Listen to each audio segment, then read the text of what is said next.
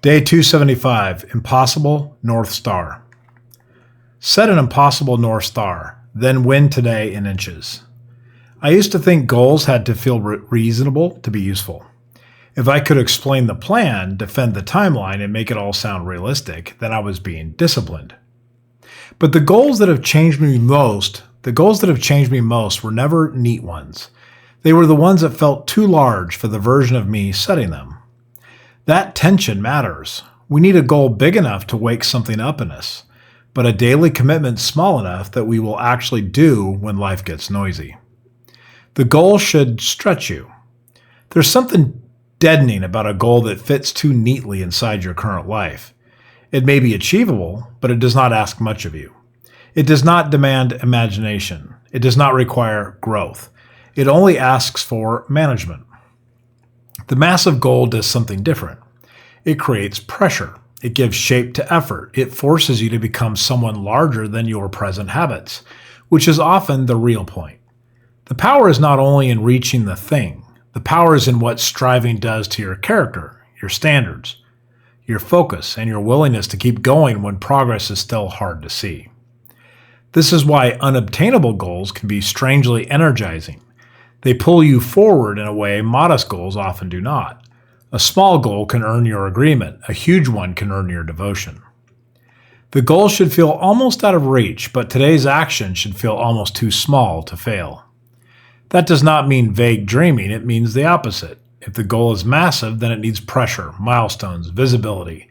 It needs markers that let you see movement. It needs enough definition that you can tell whether you are drifting or advancing. Otherwise, the impossible stays too abstract, and abstraction is where good intentions always go to die. Small is how you carry a big goal. This is the part I've had to learn again and again throughout my life.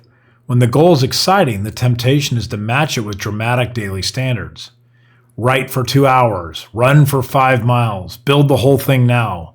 But the kind of opening move often confuses intensity with sustainability. Liftoff requires the most energy. The beginning is where friction is the highest, doubt is the loudest, and the gap between who you are and who you want to be feels most obvious. As a result, the daily commitment cannot be heroic. It has to be simple. Small is not weak. Small is what gets repeated. A few sentences, 1 minute, one walk, one push-up. These are not symbolic gestures if they are done consistently. They are proof that the identity is being built. They keep the habit alive on days when motivation disappears and life becomes inconvenient, which it always does. This emphasizes the importance of establishing the minimum, not your ideal day, your minimum. The version that survives stress, survives travel, fatigue, distraction, and the ordinary mess of being alive. If your commitment only works when the day is perfectly arranged, then it is not really a commitment. It is just a simple preference. The minimum protects continuity, and continuity matters because the daily action is not trying to impress anyone, it is trying to make quitting less likely. You need to become the person who can carry it. A big goal without small daily action becomes fantasy land. Small daily action without a big goal can become maintenance. Put them together and something stronger starts to happen.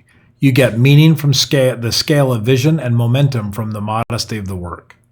That combination changes the person pursuing it, hopefully you. You start to trust yourself more, not because you made a grand declaration, but because you kept showing up in small ways. You stop waiting for the perfect surge of energy. You build around repetition. You learn that consistency is not glamorous. It is just powerful, quietly, then all at once. So if I feel the pull towards something that seems too large for your current identity, I would not dismiss it too quickly. The size of the goal may be the point. Let it stretch you. Let it expose the parts of you that need to grow. Then make today smaller. Open the blank note. Write the sentence. Do the 1 minute. Take the walk. Do that one push-up. That is how you pursue something enormous without being crushed by it. You return to the big vision, then you come back down to the smallest visible action. And when tomorrow arrives, you just simply do it again.